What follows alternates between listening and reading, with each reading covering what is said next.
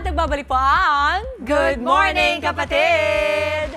Nagmamarka at talagang mahirap isa walang bahala. Yan po ang keloid na problema ng marami nating mga kapatid. Pero huwag mag-alala dahil of course may solusyon dyan. Ibabahagi yan sa atin ng ating resident morning doctor na si Doc Richard. Good morning, Doc Richard. Good morning, morning. Angela. Good morning, Mommy Dames. Yes, perwisyo talaga ang keloid sa marami. Lalo na mahirap kasi itong itago at takpan. Pero bago natin pag-usapan yan, panoorin muna natin to.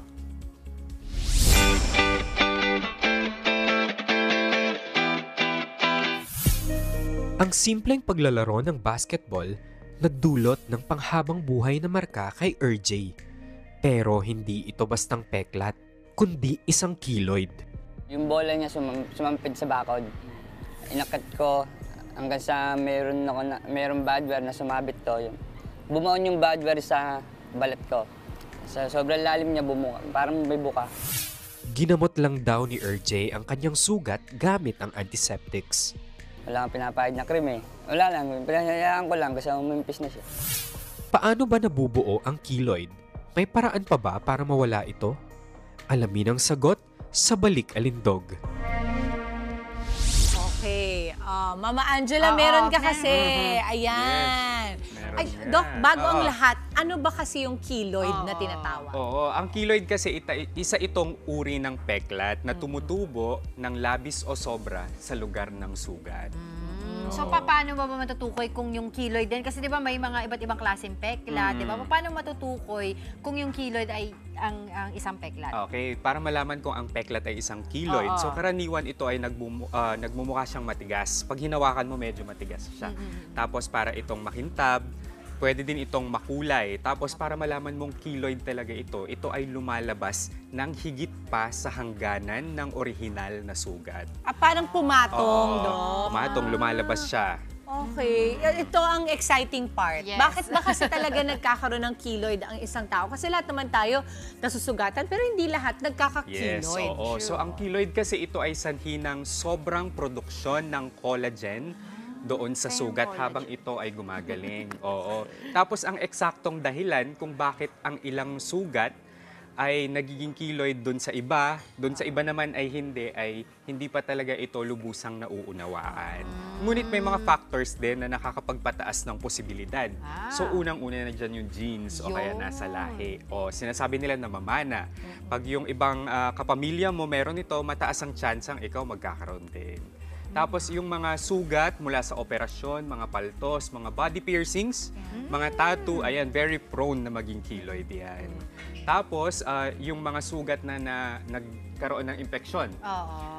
At saka pagka-expose din ng mga sugat sa tensyon o paggalaw, lalong-lalo na dito sa dibdib at saka dito sa balikat. Yun pala yun yung mga causes, no? Pero ano ba yung mga paraan na paggamot sa keloid, di ba? Okay, so unang-una magpakonsulta muna sa doktor. Tapos kami, ang ginagawa namin, pwede kaming mag-inject dyan ng steroids. Pwede din ng laser at saka pwedeng surgical. Tatanggalin, kumbaga. Tatanggalin, yes. Paano yung proseso ng tanggal ng Doc? So, mabilis na paraan? Mabilis lang siya. Tatanggalin Ganun lang lang. siya. Oo, literal.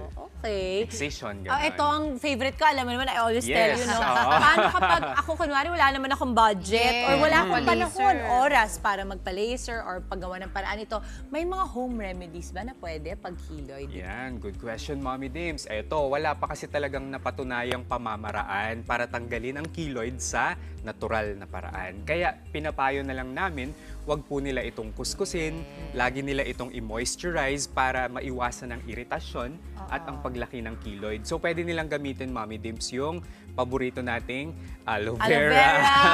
Talagang Yes. magpapatanim ako ng aloe vera Meron sa ako, lahat ng bibigyan parte. kita. Ay, sige I nga, love it. please. Yeah, Gusto ko meron din. ako sa... Pero Gusto mo hindi din, ito Doc? gamot, Oo. ha? Oo, hindi. Inaano ka lang, pang-moisturize lang. Para hindi siya ma-dry talaga siya. gamot. Pero ako, Oo. di ba, I grew up nga na ganito na, parang hindi ko, wala na. Parang Okay parte na, na talaga siya ng part of buhay Natanggap ko. mo na lang. Tanggap ko na siya. Tanggap ko na. Pero ang tanong dyan, di ba, may mga posible bang komplikasyon kung hindi agad matugunan itong keloid, di ba? Ayan. So, ang keloid kasi, maaari itong lumaki.